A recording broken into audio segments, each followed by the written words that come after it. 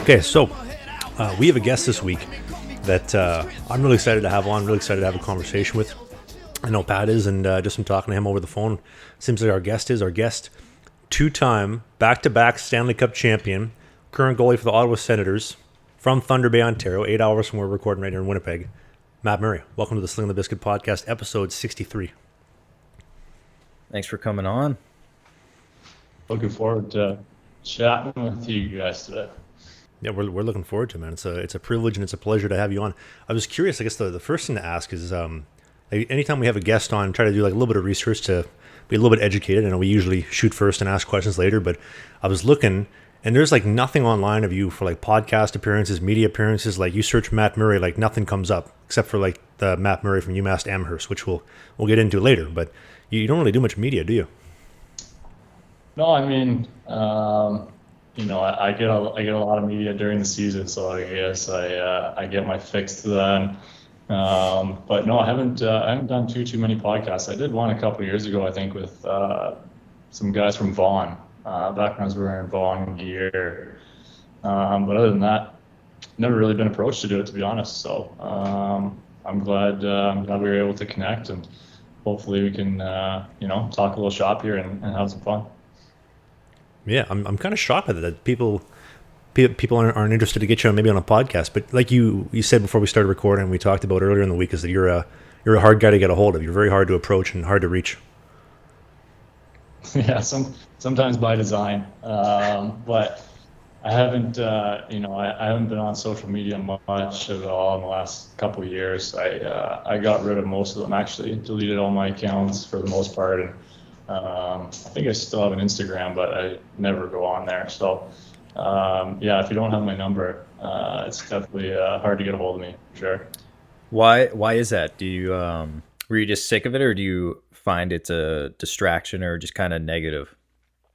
Kind of all of the above, I guess I would say.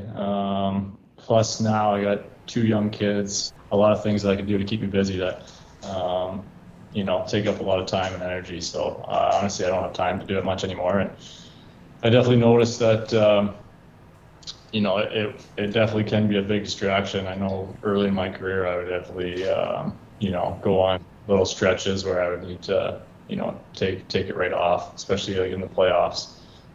You almost do like a blackout in the playoffs, and I honestly just liked it. I just feel better, when you're not looking at your phone all day and you're not, you're interacting in real life. So, I started doing it a couple of years ago, and I just like the way I feel staying off of it. So I've kind of kept it going.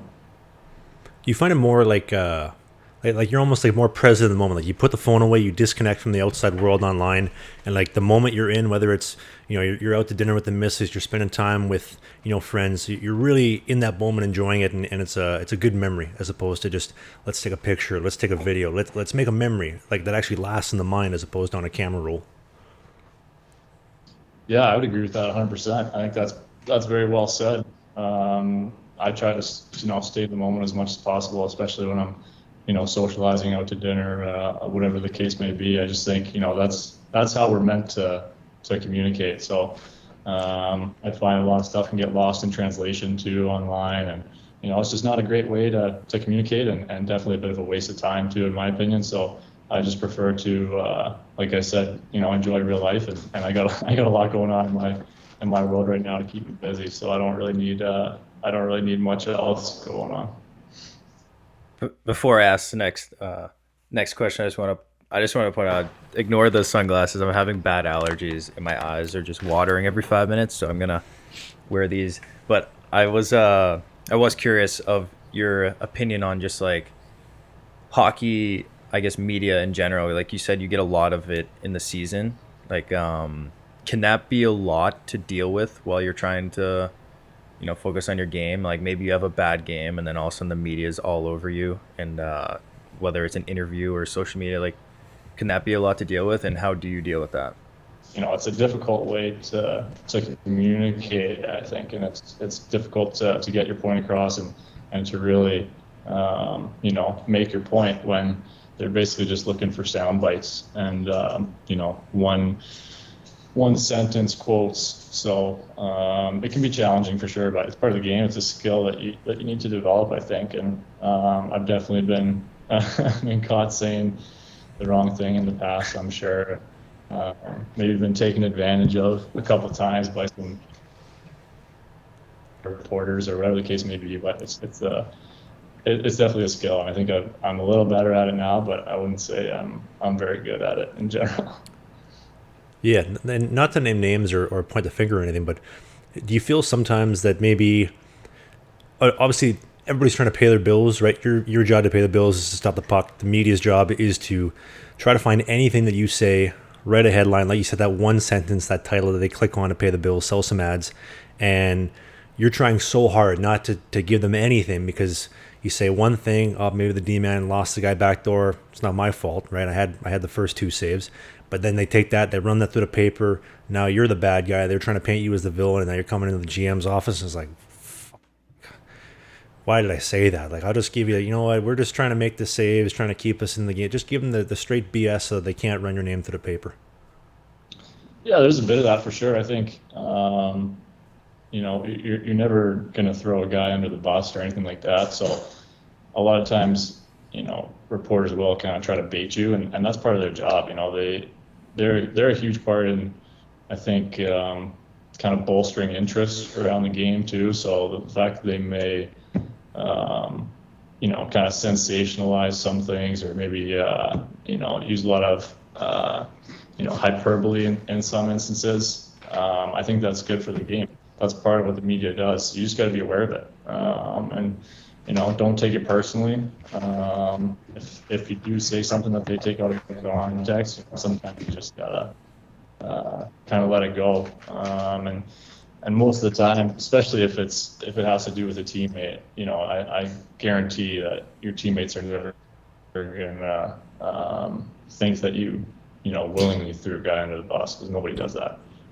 So yeah, it's kind of a fine line though. You got to walk. You want to engage with the media and with the fans, but it's a fine line. Like I said, it's a unique skill, I guess, that definitely continues to develop, and it takes a lot of effort for sure. Yeah, and speaking of effort, you have an awesome girl, an awesome wife, Christina. I believe I'm that's correct. Yeah, Christina. Yeah. Yeah, big shout out to her. I just want to say to back things up a bit. I remember when you won the second cup in Nashville. I remember she would.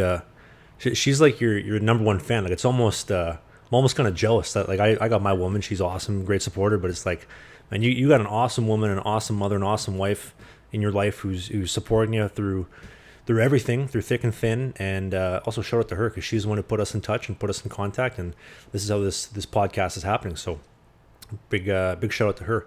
But speaking of shout outs, every single week we do Viewers of the Week segments. So if you're watching the video version on YouTube, you're on Apple, you're on Spotify, you're on Google, we give shout outs to anybody listening. And it's really simple. We got a quick little list of Viewers of the Week. If you don't mind, we'll run through them real quick. Yeah. All right. So a couple of Viewers of the Week. Actually, the first one I wanted to pencil in was, I believe he's your boy, is Jordan Bennington. He actually liked one of the clips, the podcast that I posted the other day. That was kind of cool when I saw that.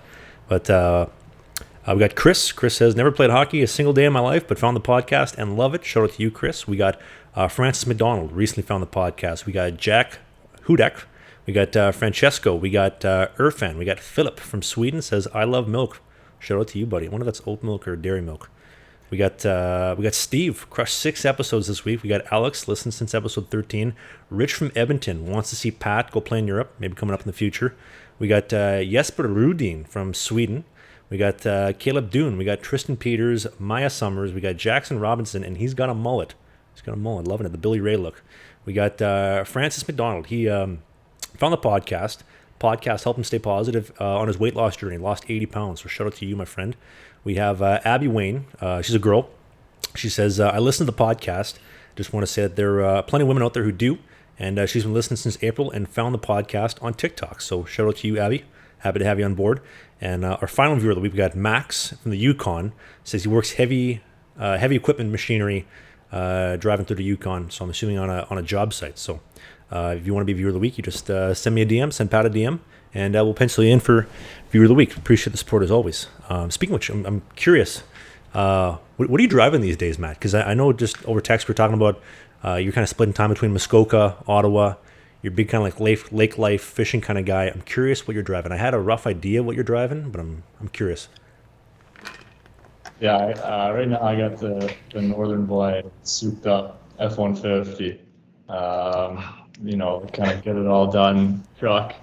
I like to go, off-roading sometimes too. I actually just splurged and bought myself a new Can-Am as well. So I enjoy the outdoor life, and I like going off-roading, fishing, even just, doing donuts in the mud. That's the Northern Boy side of me. So, right now I got big F-150 with a little lift and 37-inch tires. So the thing will go pretty much anywhere. Trev, did you guess that? I said to Pat right before we started recording, I said, something tells me he drives an F-150 fully spec'd out. Did I not say that? But You my did. heart's, You were pumped. right, F-150, my heart said Dodge Ram 1500 or GMC Denali. I thought a Denali or a Ram, but the F-150, I knew it. I knew it. I don't have a truck. I used to have a truck. It's a long story. I got a bike now. Oh yeah, I've always been a Ford guy. My first car that I bought, I basically spent my entire first signing bonus of my entry level on Ford Raptor. I think it was a 2014, and that was always my dream truck growing up. So the second I got my hands on a couple bucks, I wasted it all on a Ford Raptor. But stuck with Ford for the most part. That new TRX is making it difficult to not switch over, but right now I got the Platinum F-150, but it's all decked out and off-road ready. So it's awesome. pretty custom. So I don't think I'll be getting rid of it anytime soon. Nice. So you're pretty passionate about cars, trucks? Like you said you have it all like decked out. Is that a passion of yours? It's something I enjoy for sure. Yeah, I've always liked trucks. Growing up in Thunder Bay, it's kind of one of those places where there's more trucks and cars on the road, and the nicest cars in the city are, the most souped up trucks. I kind of always had an inclination towards those since I was young. My very first truck, or my very first car actually, was 2002 Dodge Ram. It was like forest green. It's pretty funny looking truck looking back at this point, but I've always had a truck. My wife drives a big Yukon too, which I love that car too. So Nice. I've always been interested in trucks that are bigger and more capable. So I would say it's a little bit of a passion, sure. I'm curious, Love it. when you get the signing bonus, if I may ask, how much was the signing bonus for that Ford Raptor? Well, my first, my entry level signing bonus was 92.5. I think that's the standard. That's the standard entry level signing bonus. So like 92,000, and I spent basically all of it. I'm picturing you go down to the Thunder Bay dealership, you walk on the lot, serve like a coffee, Coke Zero, water. Yeah, sure, take a black coffee, however you take it. You're looking through the trucks.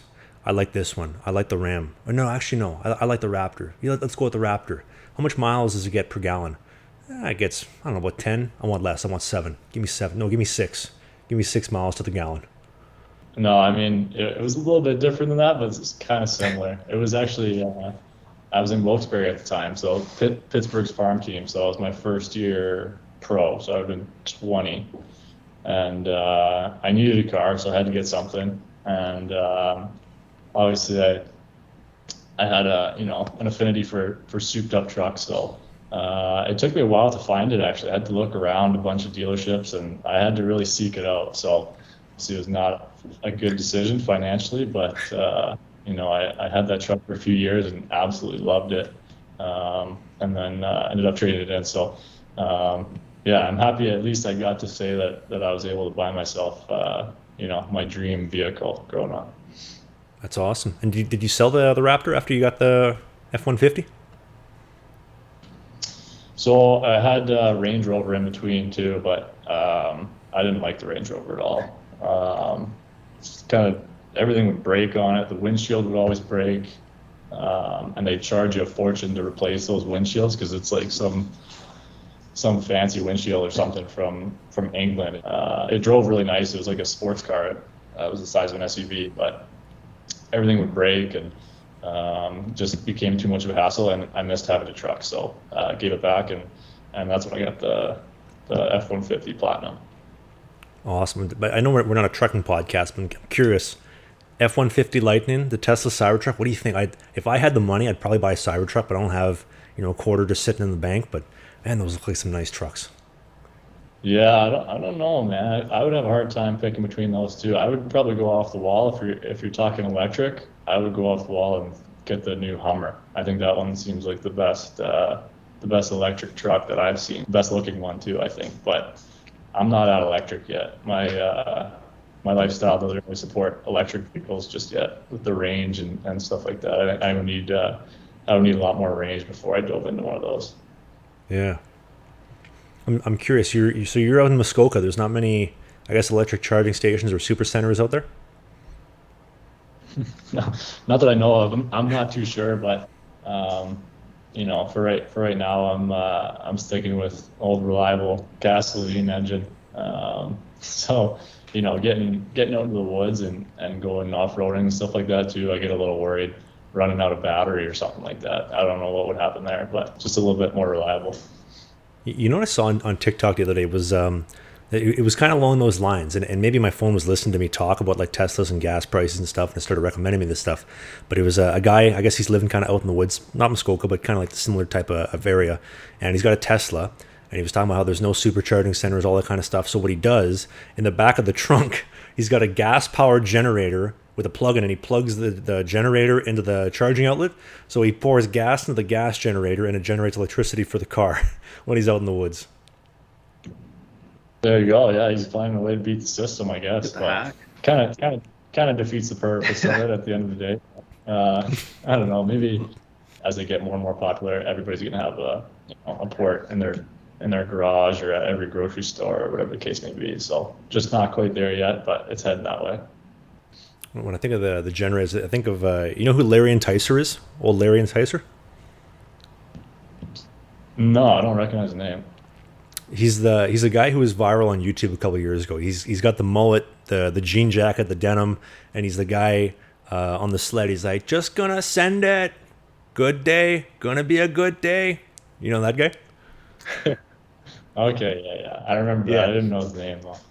Yeah, that's the kind of guy who's firing up the generator and plugging in the Tesla. Apparently, that guy's, at the time he was only 21, so I guess he's 27 now. But I swear to God, that guy looks 40. Anyway, we got some questions. As always, we got viewer submitted questions. We got some awesome questions this week and some more stuff. Obviously, not able to sort through all the questions because there's a lot submitted. But how do you feel about some questions, Matt? Yeah, let's do it, man. Let's rip away. First off, this was very popular. I want to wish you a happy belated birthday. May 25th was your birthday. You were 20. Hold on, I'm 25, turning 26, so you're 27. You're 28 now. Happy 28th birthday.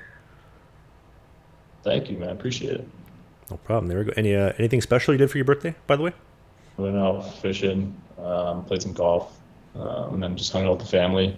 Blew out the candles with my daughter. So that's the most special thing you can do, I think, is just, get to hang out and celebrate with the young kids. It's pretty special. Yeah, it's awesome. How old are the kids, by the way? So my daughter is 17 months, and my son is almost 4 months. So a year and a half and pretty newborn. Congrats. And the dogs, how old are they? Are they older than the kids? Yeah, we've had them for a while. So my oldest dog, Beckham, he'd be turning 6 this year, and Leo is turning 5 this year.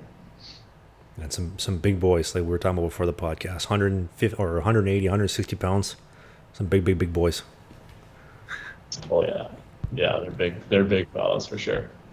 Yeah, Pat, do you have any questions before we want to get into the viewer questions, viewer Q&A? No, but it did just make me think as you were describing like how special it was blowing out the candle with your daughter. You said, right? Yeah. Like obviously me and Trav here, we don't have kids yet, but like you're now someone who's had like the peak of hockey, like you've lifted the Stanley Cup, and then now you've had two kids. I'm kind of curious, like, is it a greater feeling to like look at your and hold your kid for the first time than it was than like lifting the Stanley Cup?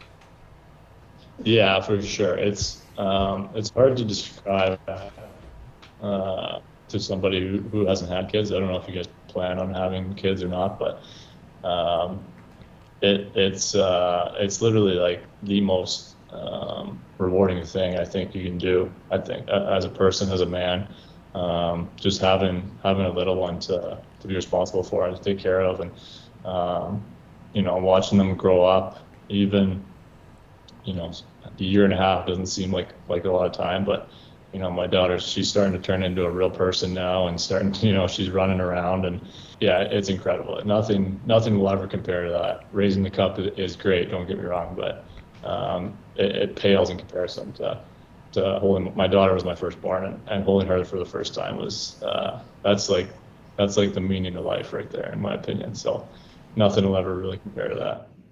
That's super cool. My dad tells me that same thing all the time. He always says, "Son, you'll never understand until you have a kid. When you have a kid, you'll understand, but until then, you're going to be my son, and I'm going to tell you how it is." Yeah, no, and I was the exact same way before I had kids. I was like, yeah, okay, we'll see. But really, it is something incredibly special, and literally, like I said, I think it's the most important, most rewarding thing you can do as a man. So, yeah, it's been a real blessing for me, and now having my son here too is obviously going to be really special as well. He's still not really doing a whole lot. He basically just lays around and eats and sleeps, and that's about it. So, but I think watching them grow up will be the best thing that anybody can hope for. Are they going to be hockey players in the future? I guess we'll see. Yeah, I mean, I'm definitely not gonna. I don't want to. I'm not gonna pressure them into anything. I'm not gonna tell them no. I'm just what they're naturally interested in. My daughter seems like she's gonna be pretty athletic. She loves throwing the tennis ball around, and she's already kind of running at her age, which is pretty cool. So yeah, I'm not gonna force anything on them, but I'd be happy if they do, for sure. Love it. One of the first questions we actually had was kind of on that topic. I know like the media has talked a lot about like your relationship with your dad. I'm curious, is there like a memory that stands out, like growing up as a kid? Like obviously, like your dad takes you skating for the first time. Like I'm sure Pat remembers. I remember the first time my dad took me skating. Like there's so many awesome memories. Like as you get older, you're like, man, like that was really cool. Like is there any specific memories that stand out in your mind that were like really awesome to share with your dad? Yeah, I think the biggest one was probably we had this tiny little sidewalk in front of our house growing up, and that was kind of the only spot that we could shoot the ball around or whatever, because we run a bit of a busy street. So when I was young, he didn't want me out on the street, so we just used this tiny little sidewalk, and he would just rip tennis balls at me. And even back then, I always wanted to be a goalie. So that's kind of what I remember most. Just Yeah, just him sitting 20 feet away, ripping the tennis ball at me, and probably lighting me up for the most part, because I was like, I don't know, 5, 6 years old at the time. And yeah, that's definitely the first and probably the best memory that I have. That's awesome, dude. Like that kind of bonding time, like especially with your dad, early ages, like that's the kind of stuff like you mentioned, like hoisting the cup's great, but like the family stuff is really what, like at the end of the day, that's what sticks out in your mind. You remember it, you cherish it, and that's like those are the moments that, like you said, life is built for. For sure, yeah. And don't get me wrong, like in terms of being a hockey player, lifting the Stanley Cup is that's as close as you're going to get in terms of hockey. But like I said, I just think, as a human, as a man, as a person, there's nothing more important that you can do in your life than to have kids. So there's nothing that you can really compare it to. Yeah, and that's awesome. Speaking of that, I'm curious. We actually had this question was really popular. We talked a little bit about it over the phone the other day, but Matt Murray, uMass Amherst. Curious if you've ever been confused with him. Um, I don't think so. I'm not sure. I think did he come to? Was he at Pittsburgh's training camp one time? He Yes, he was. did. Yeah. Yeah, I think he might have been like a rookie camp or something like that. I don't know if I ever. I don't remember if I ever met him or skated with him. That would have been kind of funny, but um, no, I don't think that's ever happened. No. I feel like it's the other way around only. Like he gets confused. People think he might be you, which actually happened on our podcast. We had him on the podcast, and people were disappointed when they clicked it, and they were like, "Wow, I thought this was the NHL goalie." Like pissed at us. Different Matt Murray. Like our bad, our bad. That's funny. Well, it's a Yeah. weird coincidence that another goal at the exact same name, but I guess there's two Sebastian Ahos too, right? Is that the one? Is that real? Is that true? Damn. I feel like that's not as common of a name. I think there's a Sebastian Aho obviously on Carolina, and there was another one. I'm pretty sure. You might have to fact check me on that, but I'm almost positive that there was another Sebastian Aho. When I played for Jersey or something like that. I can't remember. I do remember the two Nicholas Backstroms, obviously for Washington, and then the goalie in Minnesota, the Finnish guy from Minnesota, back in probably like 10 years ago. Yeah, that's right. Yeah, I guess it happens once in a while. Yeah, but we talked about on the podcast when your Matt Murray counterpart showed up for the podcast. We talked about people thought that we were bringing you on, and they asked a bunch of questions to him on your behalf, and he actually gave some pretty creative answers, kind of stepping into your shoes. But yeah, a lot of people were disappointed. I got a lot of messages. What is this? This isn't the Matt Murray I came from. Like, sorry, like this is what we can get. We're just starting to be a podcast here. That's funny. That might have been how I heard about you guys. I think I might have sent me something about Matt Murray being on a podcast. She was like, "Did you do a podcast?" I was like, "No, I don't think I did." That's probably how it works, Trav. Yeah, actually, and if you don't want to, you don't have to comment on this. But so we did the Q&A, and he gave some awesome, like hilarious answers. And one of the questions was, you switched from Vaughn, you're a Vaughn goalie, and then you end up going to Lefevre. What was the reason? And I think his answer was, they didn't pay me enough. I want the big bucks rolling in. And also talking about the cup wins, which was more special to you, the first cup or the second cup? And I think he said, well, they say one's week, two's a streak, so let's go, baby. Go Pens. He did well. He was creative. Very creative. An Alberta boy, too. Alberta boy. He probably drives a Ram 1500 as well, to be honest, now that I think about it. There you go. We got a lot in common. You know, it'd be funny, not to put a jinx on it or anything, but starting goalie tonight, Matt Murray, being backed up by Matt Murray. People in the crowd that maybe aren't in tune will be like, what? Somebody made a mistake. No, Matt Murray is backing up Matt Murray. Starting is Matt Murray. Hopefully. It happened at training camp there a few years ago. That would have been fun, but I never. I don't think I ever ended up on the ice with him. Would have It's been like, cool. you seen Blades of Glory at the movie with Will Ferrell? Yeah, a long time ago I've seen it. Yeah. Yeah, Chaz Michael Michaels is sex on ice, a sex devouring hell tornado, or a sex tornado spun into the hellfires of Motown. Yeah, Pat and I were just quoting that before we started. We're here at the Grublet Fairies, and we're living in the here and now. Oh, yes, we were. It's classic. What a great movie. Michaels, you drunk? No, this ought to do it. Great movie. Anyway, back to a couple more Q&A questions. There was actually a couple comments actually about Mike Smith, and I know we talked about it over text, but you train with Mike Smith, right? And John Elkin, shout out John Elkin, the OG goalie coach. Do you want to talk a little bit about maybe like your relationship with Mike Smith and John Elkin kind of coming in there? Yeah, I mean, both guys are, I think, hugely instrumental in my development and, you know, the way that I play. Probably like 10 years old, maybe 11. I started going to his camps, and I ended up, he does these like skills competitions at the end of the week on Friday, and there's a shootout, like an elimination shootout for the goalies, and I ended up winning, I think, when I was 11. And he kind of took an interest and started coaching me, and I started doing one-on-ones with him all the way up. And then he was my goalie coach with the Greyhounds, the Sioux Greyhounds, for a year as well. And you know, I still skate with him every summer to this day. You know, he's he's become, a really good friend, and even, back then he was a special person for me.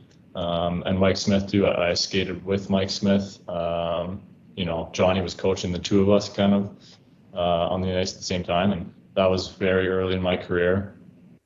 And I was able to learn a lot from him, watch him, pick his brain a little bit.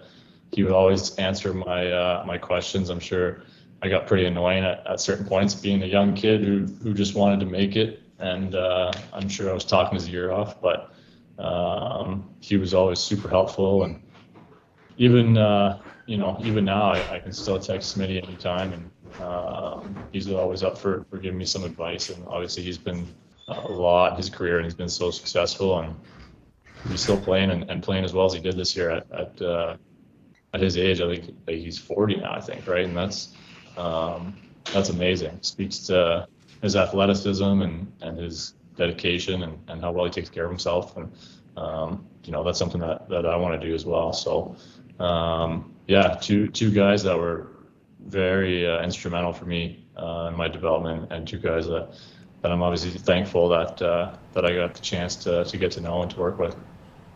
One thing that I was kind of surprised by when you switched from Vaughn to True, obviously, like, knowing that skate with Elkin, relationship with Mike Smith, I thought for sure you would have switched to a 580 glove instead of a 600. I thought for sure the Mike Smith effect would have came in. Yeah, I don't really know what made me pick that one. I think I tried all the options that they had, and that one kind of just felt the most natural. I'm honestly not a huge gearhead, to be honest. I go by feel, basically. So when you start rhyming off numbers, I honestly don't even know. Like, I couldn't tell you what model that I wear, if I'm being totally honest with you. I just go by feel, and a lot of it is customized too. I like to tweak the little things around. So it's probably not all that similar to the standard model. I just go by kind of what I feel and what I like. And the True stuff I just found was just so stable and very well balanced. Had a great seal. It's obviously very light. Everything's light nowadays. But yeah, I just really like the feel of it. But I'm not a huge gearhead, if I'm being totally honest. It's kind of like the sword of Excalibur. Like, you pull out the sword, you're the chosen one or you're not. You know or you don't know. Yeah, definitely. I definitely I know pretty quickly, what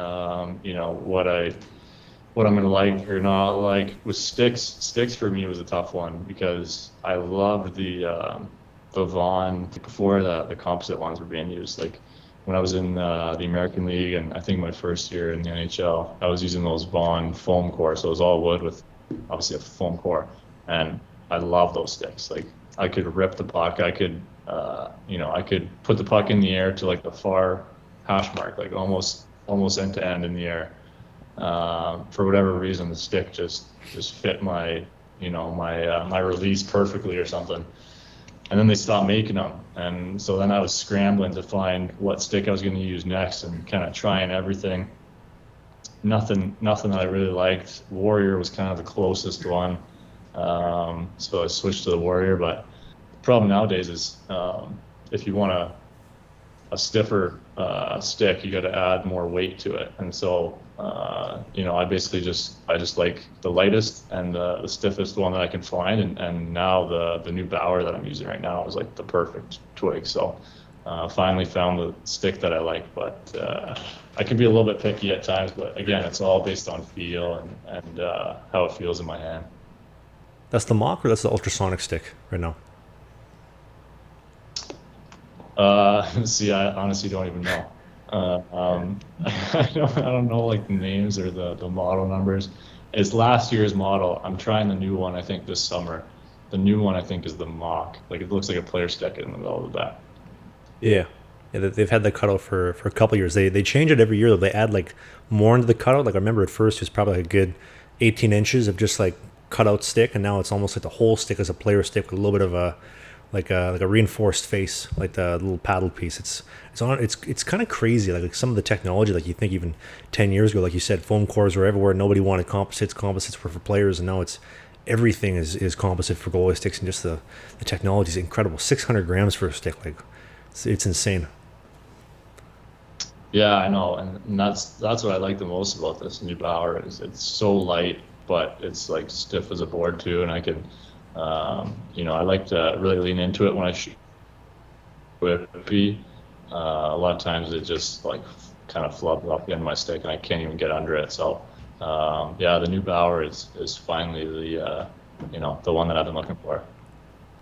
Pat, you know anything about goalie gear? Not much, no. Not too much. It's funny that you said you're not really a gearhead, because I feel like a lot of goalies are. I feel like the goalies are the ones that usually are super into like different types of gear. Like Trav loves talking gear, but yeah, I don't know much. I don't know much either. I'm not super big on it. Yeah, don't get me wrong too. I love the gear. I just don't like pay much attention to the names, and I'll try anything. Like this summer, I think I might try some new stuff too. So I'll try anything. But I'm just not. Once you start rhyming off numbers and stuff like that, I'm lost. What do you think you're gonna try? Anything on the hit list for the summer? Yeah, I'm gonna try the Bauer stuff. I think those new skates. I don't know about those ski boot looking ones. I'm gonna try those out. Um, and then I'm gonna try a set of Bauer pads too. Um, I like trying new stuff, seeing what's out there, seeing if there's little tweaks you can make here and there. I think the way the game's going, you gotta find ways to inch or an extra zero point 0.1 millisecond of speed across the net, because guys are just so good now, and it's not gonna slow down. So goalie's job is always gonna get harder and harder, and I'm always looking for whatever way I can kind of gain that extra, even if it's just a tiny little advantage. You got to try to take advantage of it. Actually, you know what? Speaking of which, I got an idea for you. I think I should send you a set of my Traspec Pro laces. I think we should get you set up with some of those. Hey, I'll try it, man. I don't know what it is, but I'll try it. I'll try anything once. The basically kind of like the same kind of like toe tie that you have right now, probably about double the length, a couple different little features on it, whatnot. But just this season, I think 20%, 25% of the SHL goalies, because I was in Sweden, I got 25% of them using the Traspec Pro laces, or at least they have a set right now and they're using them over the summer. So I think you'll like it. We'll, after the podcast, we'll get you dialed in and get your set sent out. Yeah, man, I'll give it a shot. Like you said, I'll try anything once. And good for you for creating something new. I like that. Yeah, my old lady told me that the other night. Try anything once. But Pat, you got any questions? We got a lot of viewer questions. These ones are, like I said, Yeah. we could probably go for 2 hours. We got some really unique ones. I did actually. I just thought of one because you talked about how fast the game is getting now, which brought me back to a thought I had, which you've played with and against some pretty incredible players. I'm curious of who, as a goalie, from a goalie's perspective, who the best player you either played with or against is.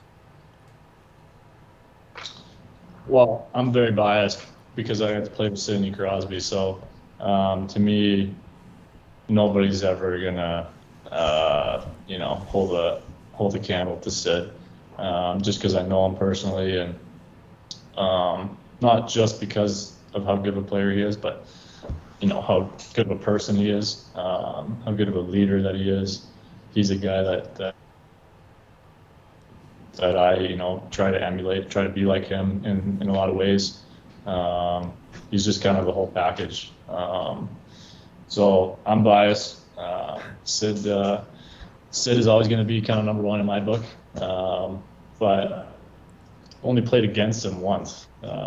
So in terms of the other guys that I played against, like by far Ovechkin's one-timer is still the hardest save to make. It moves like no other shot that you're ever gonna see. It'll kind of wobble midair. Sometimes it'll dip. Sometimes it'll start out going high glove and it takes like a hook and goes low blocker.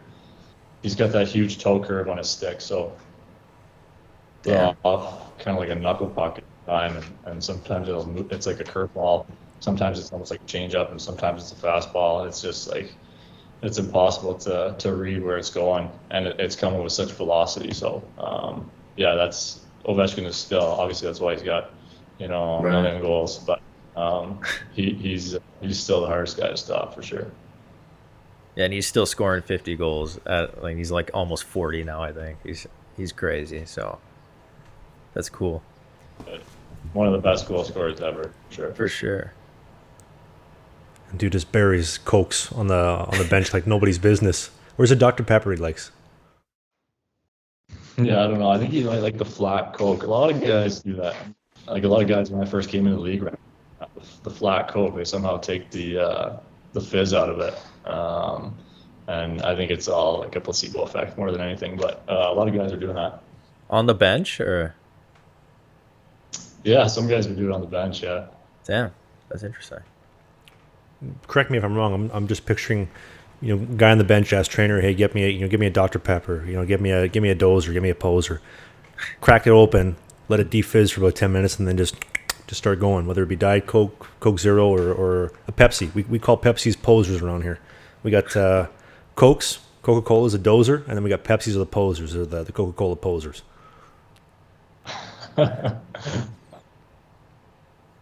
But yeah, no, I definitely know guys used to do the flat Coke. I'm pretty sure Obi used to and maybe still does. But I think Chara did too at one point. There's a bunch of guys who used to do that. You a big soda guy? No, I try not to, honestly. I can't, I'm getting old now, so I gotta stay away from the sugar and dial in what I'm eating now. Did you always have a very like a strict diet or is something you focused on? Not really in the past. No, I've always been the guy who can kind of eat anything and not gain any weight. Like I've just always stay the same or sometimes even lose weight. But finally, I think that's starting to slow down a little bit, and I'm able to bulk up a little bit now when I need to. Like right now is the heaviest I've ever been. So now though, as I'm starting, I'm not old by any means, but starting to get older and just trying to dial in all that stuff. And like I said, any tiny advantage you can get out there, I think you need to take because all that stuff makes a difference. One centimeter can make a difference between stopping the puck or not. It could come down to what you ate before the game or whatever. So I'm definitely more careful with what I eat now than I was when I was younger, for sure.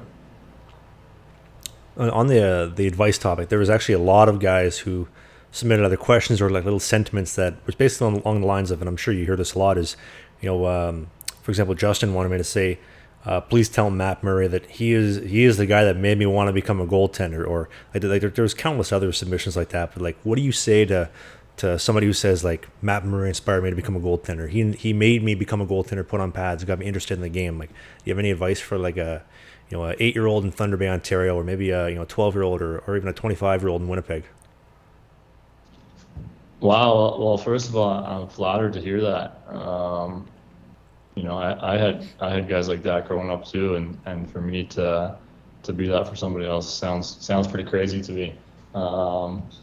So thank you for that comment, and I really appreciate that. And there was a lot, dude. There's probably a good like 10 like that. That's Yeah, probably that's cool to 10, hear. 12. That's very humbling to hear that. I appreciate you sharing that with me. That's cool. But in terms of advice, I would say just keep your eye on the prize. Things that kind of try to get in your way and impede your progress. There's always going to be bumps in the road, injuries, challenges, whatever the case may be. It's never going to be easy. It's nothing is easy. Nothing worth doing is definitely never easy. So I would say just keep your eye on the prize and know what you want. I think if you have I heard this the other day. Actually, it's a cheesy quote, but let me see if I can remember it. It's like if you have the why, then you can get through anyhow, or something like that. I butchered that, but you get my point. I think you can find your way through, through things that may seem difficult in the moment, but in the grand scheme of things are just another bump along the road. So I guess that would be my my butchered version of advice, is to, find a purpose. And a man much smarter than me said that originally. So I'm sorry to whoever came up with that quote, but I just messed up. Matt Murray motivational tour. Yeah, I hope you guys understand the point I'm trying to make. Anyways, is find have a deeper purpose, and then the little way won't seem so big. Yeah, and I got one final thing to add before we kind of cap off, but and I hope this doesn't come across out of context or the wrong way, but when we first started talking, maybe a couple weeks ago, I thought for sure that with the things that you've gone through personally and on the ice as well over the last 2 or 3 years, maybe not the happiest guy, but I gotta say, dude, like you have really kind of shocked me with just how friendly and positive and outgoing you are, despite the adversity you faced, and what you just said there about finding your purpose and kind of going after the why is it's inspiring. Whether you're a kid or you're 25-year-old me here in Winnipeg, it's inspiring. No, well, thanks, man. That means a lot. I appreciate that. I think, again, a lot of it is just about your perspective, right? So, like I said, there's always going to be bumps along the way, especially if you have a goal as lofty as making the NHL. That's a lofty goal. If you look at the percentages of people who make the NHL, it's very low. So, if you have a lofty goal, you got to make sure that you have a reason for that. And like I said, if you find that reason, the little shit along the way is not going to matter so much. So that's the best advice I could give at this point. I like it. I had one final question. This one was completely non-hockey related, but somebody wanted me to ask you, why do hot dog buns come in packs of 10? Sorry, let me try that again. Why do hot dogs come in packs of 10, but the buns only come in packs of 8? This is a scam. Thoughts? That's a little bit out of my pay grade. I don't know that one. That's one of life's most meaningful questions right there. Toasting delicious hot smokies or hot dogs over the grill on a fire, all 8 of them with your 10 buns, or vice versa. Actually, you can put you can have 2 hot dogs with 2 wieners in the bun. Chaz Michaels in Blades of Glory. There you go. We've answered the age-old question. There you go. There we go. Perfect. See this? Does this look right to you? You know what I'm talking about? Chaz Michaels. This don't look right. Well, Pat, do you have any final questions, any closing comments before we cap off here? No, but I appreciate you coming on. This is cool. This is it'll be a good episode for our audience. Absolutely. So I appreciate you taking the time. Yeah, thanks for having me, guys. Oh, it was fun. I really enjoyed it. Yeah, dude, it was a privilege and it was a pleasure. I just want to remind everybody listening that new episodes every Sunday, 11 a.m. Eastern on the YouTube video version. If you're not watching already, if you're in the car, Apple, Spotify, Google, she's all out there. Also, we have a viewer special coming up for the beginning of July. So when we bring people on, if you're a viewer of the show, if you are a Patreon member, which there's a link in the description, it's $5 a month. You can pick up a mug, or you get a Slangin The Bizkit mug free of charge when you sign up. You're automatically entered into the viewer special episode. Otherwise, we'll have a contest coming up probably in the next 2 weeks, give or take. We have Lawson McDonald coming up next week. We have Strauss Mann, the man of Skellefteå, Sweden, and San Jose, coming up the week after. And again, to Mr. Matt Murray, the OG Matt Murray, not the other Matt Murray, it is a privilege to have you on the podcast. Well, other Matt Murray as well, but specifically today, having you on was awesome, dude. Yeah, my pleasure, guys. My pleasure. Maybe we'll do it again someday. Absolutely. And we will see you again next Sunday for the next episode of Slangin The Bizkit. Good night.